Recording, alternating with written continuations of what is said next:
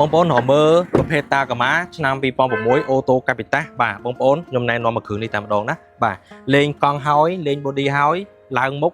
មកស្អាតតែម្ដងបាទអញ្ចឹងសម្រាប់បងប្អូនដែលមានតម្រូវការបាទចង់បោះរំលោះសុទ្ធ 100% ឬមួយក៏បងប្អូនមាន 10% 20% ចង់បោះរំលោះអាចមកមើលបានណាបាទយើងធានាអត់មានពុកមានច្រេះទេបាទមុខគេប៉ណ្ណាគឺស្អាតបាទហើយសម្រាប់មកគ្រឿងនេះគឺខ្ញុំណែនាំជាពិសេសតែម្ដងសម្រាប់បងដែលយកទៅ off road ឬមួយក៏យកទៅដឹកអីវ៉ាន់បាទយើងធ្ងន់អីមកសំលមុំហ្នឹងយកទៅដឹងតែអែមតែម្ដងណាបាទហើយទឹកថ្នាំអីយើងធានាជូនគឺស្អាតថ្មីតែម្ដងបាទហើយយើងមាននេះមានឈ្នន់មកស្រាប់តែម្ដងបាទកង់សបកបើសិនជានិយាយត្រូវតម្លៃគ្នាខ្ញុំដូរថ្មីឲ្យតែម្ដងណាបាទចង់បានកាឡាជីវភេទកាឡាក្រូសក៏បានដូចគ្នាដែរខ្ញុំដូរថ្មីឲ្យបាទហើយសម្រាប់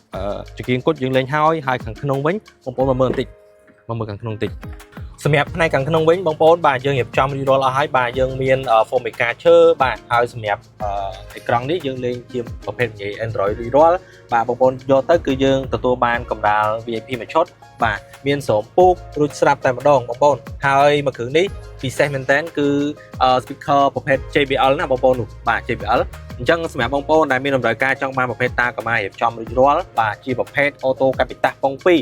មកគ្រឿងនេះស័ក្តិសមជាមួយបងប្អូនតែម្ដងណាបាទយើងទៅមើលផ្នែកខាងក្រោយទាំងអស់គ្នា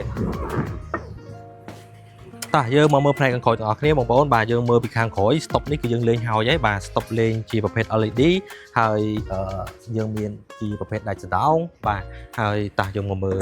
ត្រង់គេបន្តិចបងប្អូនមើលឃើញទេត្រង់គឺនៅថ្មីណាបងប្អូនបាទហើយនៅខាងក្រោយនេះគឺនេះជាប្រភេទដូចដាំបាយបាទអញ្ចឹងបងប្អូនយើងទៅទ្រិបទៅអីចង់ដាំបាយដាំអី